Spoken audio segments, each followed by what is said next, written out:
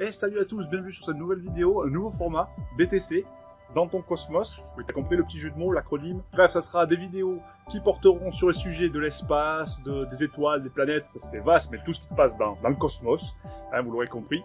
Donc j'espère que vous serez nombreux à suivre ces nouvelles vidéos. Je ne sais pas à quel rythme je vais sortir, mais ça arrivera au fur et à mesure. Vous pourrez me proposer des sujets, on tentera de les expliquer ensemble. En tout cas, je vous laisse avec la voix off, parce que c'est chiant de tout expliquer comme ça. Donc je vous laisse avec la voix off qui vous expliquera tout mieux que moi. En attendant, je pars les rejoindre, les planètes et les étoiles. Allez, ciao!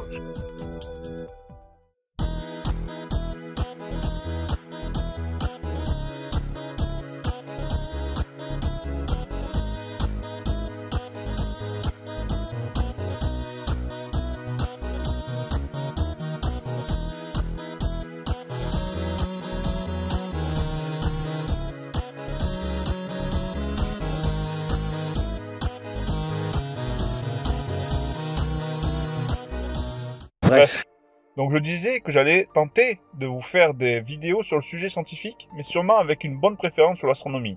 Yes, science! Je ne me prétendrai pas être la personne la plus calée sur le sujet, mais ce que je peux vous garantir, c'est des vidéos faites avec passion sur des sujets qui, pour ma part, je le pense, seront intéressantes. D'ailleurs, j'en profite pour vous inciter à me proposer en commentaire sous cette vidéo des sujets que vous aimeriez que j'aborde. Alors, si possible des sujets plus ou moins précis, car si cela est trop vague, je pourrais me retrouver avec une vidéo de 30 minutes et ça ne sera ni marrant pour moi, ni pour vous. Rentrons dans le vif du sujet. Pour commencer une vidéo sur l'espace, je me suis longtemps posé la question. Par où commencer? La diversité de thèmes abordés sur l'espace peuvent être tellement vastes qu'ils peuvent frôler l'infini. Logique, me diriez-vous? L'espace lui-même est infini. Bah ouais, logique. Certains m'ont dit tout simplement pourquoi ne pas commencer par le commencement. En gros, par le Big Bang. Sauf que, pour une première vidéo, le Big Bang est quelque chose de bien plus complexe que ce que l'imaginaire collectif le laisse penser. Vous savez, l'explosion au milieu de rien, tout ça, ce qu'on a souvent l'habitude de s'imaginer.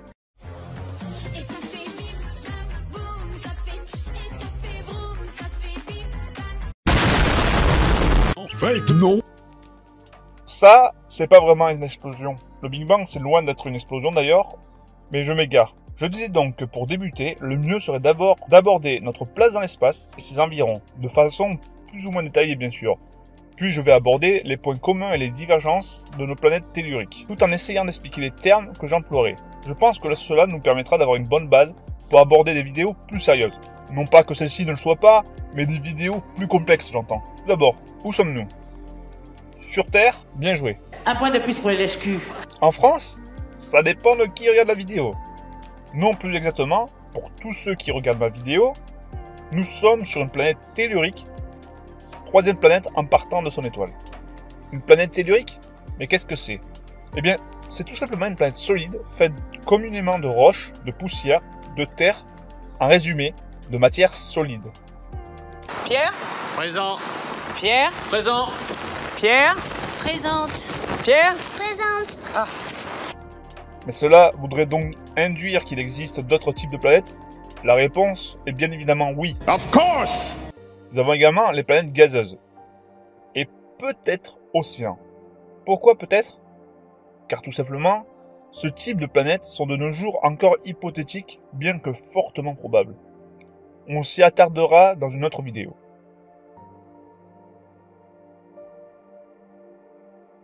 Les planètes gazeuses sont, comme leur nom l'indique, des planètes faites de gaz. Tu veux une médaille? Tu veux une médaille pour avoir deviné ça? Elles ne possèdent pas de surface réelle, bien qu'elles possèdent un noyau solide, mais à des milliers de kilomètres sous leur couche de gaz, et d'une taille dérisoire par rapport au volume que représente leur atmosphère. Atmosphère qui, soit dit en passant, est extrêmement dense. On parle ici de plusieurs milliers de fois notre pression atmosphérique, et cela pour les premiers kilomètres de couche externe seulement. Pour en revenir à ce que l'on connaît sur notre système solaire, nous possédons donc des planètes telluriques et gazeuses qui coexistent dans ce dernier. Autour de notre étoile, nous comptons 4 planètes telluriques. Nous avons Mercure, Vénus, la Terre et Mars, dans l'ordre de positionnement par rapport au Soleil. Nous avons ensuite les planètes gazeuses, avec Jupiter, Saturne, Uranus et Neptune. Et c'est tout. Quoi, Pluton? Alors, ça mériterait aussi encore une vidéo pour elle toute seule, mais pour la faire courte, elle n'est plus considérée comme une planète depuis 2006, mais comme une planète naine. On chipote, me diriez-vous, mais ça a son importance dans la nomenclature scientifique. Vous avez pu remarquer que nous avons tout d'abord les planètes telluriques, à l'intérieur de notre système solaire, et ce n'est qu'en s'éloignant de notre étoile qu'arrivent les planètes gazeuses. Est-ce hasard? L'inverse serait-il possible? Peu probable. Pourquoi? Car ce qu'il faut savoir, c'est qu'à la naissance de notre système solaire, alors que le Soleil n'était qu'une toute jeune étoile, venant à peine de commencer la fusion nucléaire en son noyau, il était entouré d'un épais nuage fait de poussière et de gaz. Au fur et à mesure des millions d'années, les poussières gravitant autour du Soleil s'entrechoquaient et s'agglomérèrent pour faire des poussières de plus en plus grosses autour du Soleil jusqu'à devenir des protoplanètes. Tandis que les éléments les plus légers du tout jeune système solaire, tels que les gaz, précisément l'hydrogène et l'hélium, furent repoussés plus de loin par les rayonnements solaires, et donc au-delà de nos protoplanètes. Et c'est donc au-delà de ces protoplanètes que ces gaz se condensèrent à leur tour pour former ce que l'on connaît à ce jour comme les planètes gazeuses. Les planètes telluriques sont légèrement plus âgées que les planètes gazeuses, de quelques millions d'années seulement. Un battement de cils pour les 4,5 milliards d'années de notre Terre, mais assez pour être constaté et expliqué. De façon générale et très résumée, nos petites planètes sont composées d'un noyau métallique, Metal Gear. plus ou moins gros, et de manteaux de composés silicatés, en gros de la roche telle que nous la connaissons. Les cailloux, les pierres, les rochers, les galets, le sable, les roches, les cailloux. Le noyau peut représenter environ 50% d'une planète, à l'exception de Mercure dont la proportion s'approche de 85%. Autant dire que sur Mercure, le manteau rocheux est très fin, et que la petite planète s'apparente plus à un corps métallique. Si le noyau d'une planète est composé de métal, c'est car les métaux sont les composés plus lourds et denses que les autres éléments de cette même planète, et ont donc tendance à s'enfouir au centre de cette même planète. Ces métaux sont plus généralement des mélanges de fer et de nickel. Maintenant, abordons la différence de nos planètes. Tout d'abord, leur taille. 2440 km de rayon pour Mercure, 6052 pour Vénus, 6371 pour notre Terre, et enfin 3389 pour Mars. Rien que là, si nous comparons Mercure à la Terre, la différence est plutôt imposante. Pour vous donner une idée, Mercure ressemble plus à la Lune que ce qu'elle ressemble à la Terre ou Vénus, ou même à Mars. Mais au-delà d'une quelconque comparaison, la taille compte-t-elle vraiment? C'est de la taille des planètes que je parle, hein. Donc, je disais, est-ce que ça compte? Oui, ça compte. Seulement si vous recherchez une planète pouvant abriter une atmosphère, par exemple. Car pour en posséder une, quelle qu'elle soit, il vous faut des gaz. Beaucoup de gaz qui puissent englober votre planète, et pour cela, il faut pouvoir retenir ces gaz. Comment? Avec l'attraction, bien sûr. Aussi léger soit-il, un gaz y est soumis, tout comme nous. Et donc, pour une atmosphère, aucune alternative. La condition première est un corps étant assez massif pour retenir cette dernière. Bien sûr, plus votre corps sera massif, et plus votre atmosphère pourra être dense et composée de gaz volatiles. Ce qui nous donne notre second point de comparaison de nos 4 planètes telluriques, leur atmosphère et leur composition. L'atmosphère la plus connue est bien évidemment la nôtre, qui est composée d'un mélange de 78% d'azote, 21% d'oxygène et 1% de gaz divers tels que le CO2 et quelques gaz rares, tout cela maintenu à une pression de 1 bar. Si vous voulez savoir ce que représente 1 bar, dites-vous tout simplement que c'est la pression que l'on peut ressentir au bord de la mer, c'est-à-dire à 0 mètre d'altitude. 1 bar est une pression atmosphérique basique pour nous. Sur Mercure, l'atmosphère y est inexistante, voire au mieux très négligeable, et cela pour plusieurs facteurs, dont un que vous connaissez déjà puisque je viens de vous le dire. Mercure est toute petite et possède donc une très faible gravité. Un peu comme ma bite. Et donc quasiment aucune chance de retenir des composés volatiles. Après, pour les raisons, nous avons également les vents solaires qui soufflent littéralement tout espoir de voir un jour un semblant de gaz rester autour de Mercure. Mais c'est encore un autre sujet. Autrement dit, être sur Mercure, d'un point de vue atmosphérique, ça se rapproche fortement à être dans l'espace. La petite planète ne vous protégerait de rien. Vénus, quant à elle, c'est tout l'inverse. Elle possède une atmosphère dense, voire même très très dense. À peu près 92 fois celle de la Terre. C'est-à-dire qu'en imaginant que vous puissiez marcher sur Vénus, chose qui est peu probable à cause encore de plusieurs autres problèmes tels que la température dépassant les 400 degrés et l'environnement acide, mais bref, imaginons, vous auriez l'impression de marcher dans de l'eau, et de l'eau à 920 mètres de profondeur. Autant vous dire que vos oreilles vont exploser. Je suppose que je vais mourir alors. Si Vénus possède une atmosphère si dense, c'est car déjà, elle fait sensiblement la même taille que la Terre. Ce qui veut dire qu'elle a également la masse suffisante pour emprisonner les gaz plus ou moins lourds tels que le CO2. Et le CO2, Vénus en possède beaucoup. 96% de toute son atmosphère en est composée. Rien que ça. Et je vous rappelle que son atmosphère est 92 fois la nôtre. Les 4 autres pourcents sont du diazote, du dioxyde de soufre et autres joyeuseries.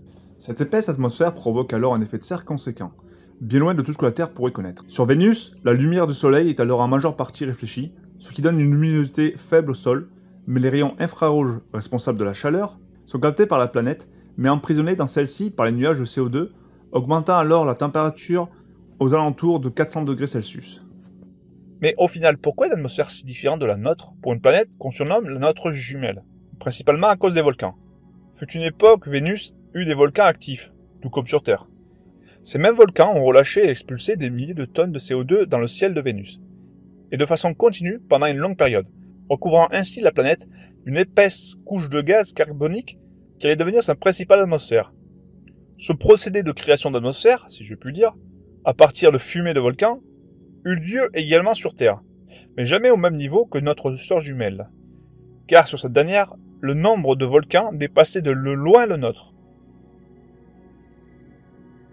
Petite anecdote, on soupçonne d'ailleurs Vénus d'abriter encore des volcans actifs, mais nous n'avons à ce jour aucune preuve directe, car l'observation d'une éruption volcanique est bien difficile de par les épais nuages de Vénus nous cachant totalement sa surface.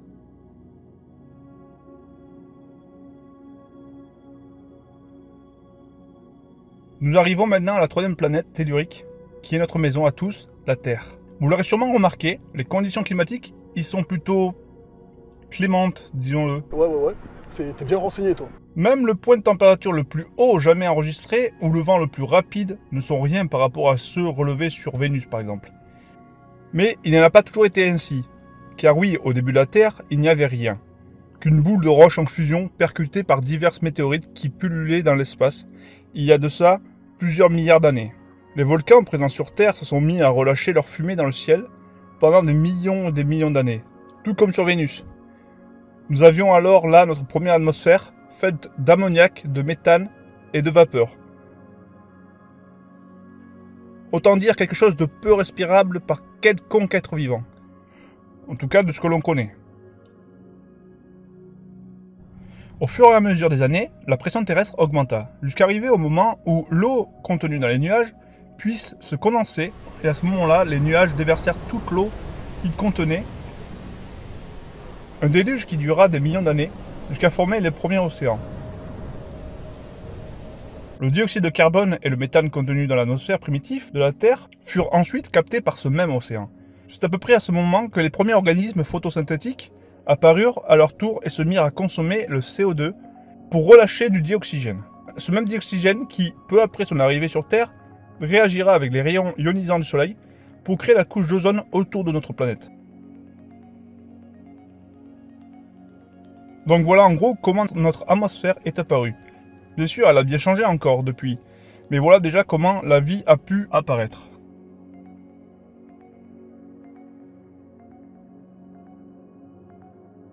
Pour terminer sur les caractéristiques de nos planètes rocheuses, nous abordons Mars. A l'inverse de Vénus, la planète rouge possède une pression atmosphérique bien en dessous de la Terre, de l'ordre de 0,01 fois la nôtre. Sur Mars, à 15 degrés par exemple, chose qui est très rare sur Mars, mais l'eau se mettrait à s'évaporer. Oui, parce qu'au cas où vous ne le sauriez pas, la température d'ébullition de l'eau dépend de la pression. Et plus elle est basse, plus votre eau aura tendance à s'évaporer. Au point que sur Mars, les glaces d'eau qui chauffent se transforment en vapeur sans passer par l'état liquide. C'est pas demain la veille qu'on va se faire un jacuzzi sur Mars. Désolé Elon. Why are we still here? Just to suffer. Pourquoi une si grande différence de pression par rapport à nous? À cause de l'atmosphère de Mars, encore une fois, qui est très en dessous de la nôtre. Mais au final, pourquoi? Mars est assez éloigné du Soleil pour ne pas voir son atmosphère balayée par les vents solaires, comme pour Mercure. Eh bien oui, mais la distance d'une planète par rapport à son étoile n'est pas la seule condition pour conserver les gaz autour d'un astre.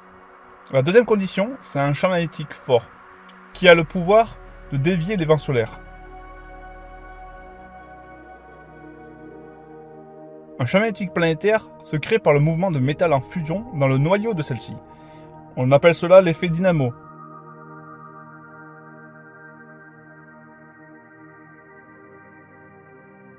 Par exemple, la Terre en possède un très fort, qui nous repousse une majeure partie des rayons du Soleil, et donc également des zones mortelles du Soleil.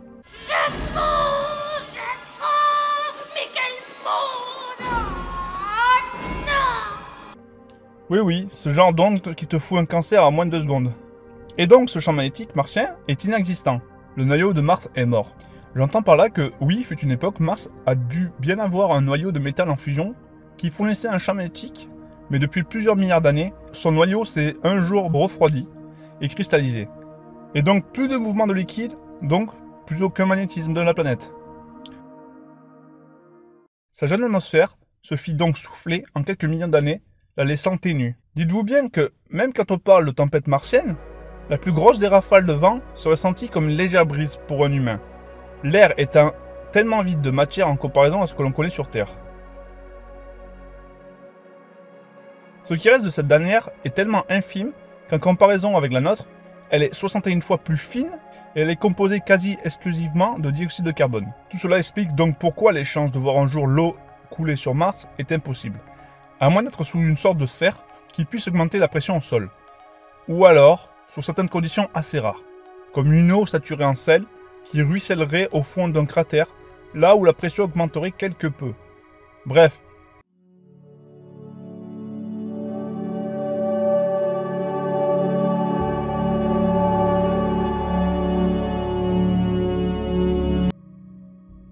Donc voilà, si vous souhaitez passer vos jours sur Mars, préparez la crème Indice 300 et une bonne combinaison spatiale. Parce que entre les radiations solaires mortelles et la forte probabilité de voir tous les liquides contenus de votre corps s'échapper de vous, et quand je parle de sortir, ça ne sortira pas seulement de la bouche, mais bien de tous vos orifices. Tu vas chier partout. C'est très délicieuse. Ajoutons à cela pour terminer que la température moyenne tourne à moins 63 degrés. Évidemment, à l'inverse de Vénus, Mars n'ayant quasiment pas d'atmosphère, elle n'a pas non plus d'effet de serre conséquent. De plus, elle est plus éloignée du Soleil, bien qu'elle reste dans la zone habitable. Mars ne peut donc pas garder la chaleur émise par le Soleil et se retrouve n'être qu'un désert froid.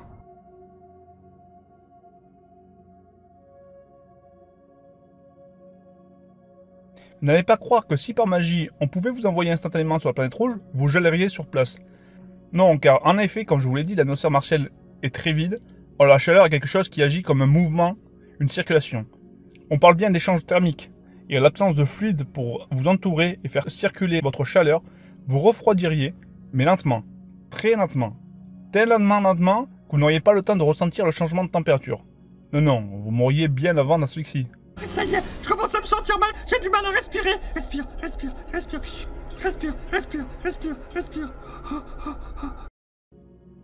Voilà pour ce qui est des caractéristiques notables de nos 4 premières planètes. Bien que l'on ait seulement vu certains points de comparaison, car oui, il existe encore de nombreux sujets intéressants, comme par exemple la différence de leur sol respectif et de leur composition. Plein de points intéressants que l'on peut aborder dans de nouvelles vidéos. Les sujets sont vastes et variés, et j'ai déjà ma petite idée pour la suite, pour rester dans une certaine continuité de cette vidéo. Je pense entrer plus en détail sur la notion de viabilité d'une planète, et également approfondir les thèmes des planètes gazeuses qu'on a survolées de loin. Après, si un sujet vous intéresse, et que vous souhaitez que j'en parle, plus explicitement dans un futur proche, n'hésitez pas à me le faire savoir dans les commentaires en dessous de la vidéo. Et puis, entre nous soit dit, ça aide pour le référencement en plus, donc c'est tout bon. Il ne me reste plus qu'à vous remercier pour avoir regardé ma vidéo jusqu'ici. Je vous rappelle que vous pouvez toujours vous abonner, mettre la cloche, mettre un like et laisser un commentaire pour dire ce que vous en pensez. Et encore une fois, voilà, donner une idée de sujet si vous le désirez. Ne partez pas tout de suite, il y a un petit bonus, un peu comme au début de la vidéo où j'ai un peu déliré sur les montages. Vous me direz encore une fois ce que vous en pensez. Et maintenant, je vous dis ciao et merci encore.